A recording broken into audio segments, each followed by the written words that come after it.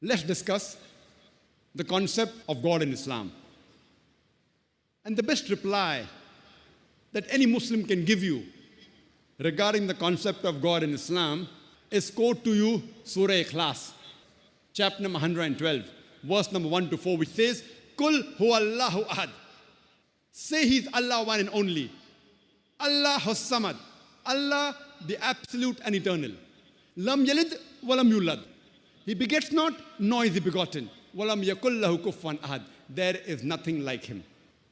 This is a four-line definition of Allah subhanahu wa ta'ala, of Almighty God, given in the glorious Quran. If any person says that so-and-so entity is God, if that entity fits in this four-line definition, we Muslims have got no objection in accepting that person as God. The first is, Qul huwallahu ahad.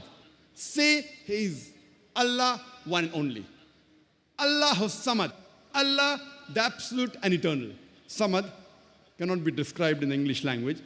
It means a person who is self-existing, He's eternal, He's absolute. Everything is dependent on Him. He is independent of anything and everything. It has a very broad meaning. Lam yalid walam yulad. He begets not, nor is he begotten. Walam yakul lahu kufuwan ahad. There is nothing like unto Him. This Surah Ikhlas is the touchstone of theology.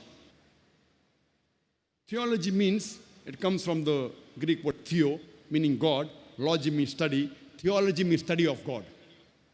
And touchstone means, if you want to buy gold or want to sell gold, you normally go to a goldsmith and you want to find out how pure that gold is.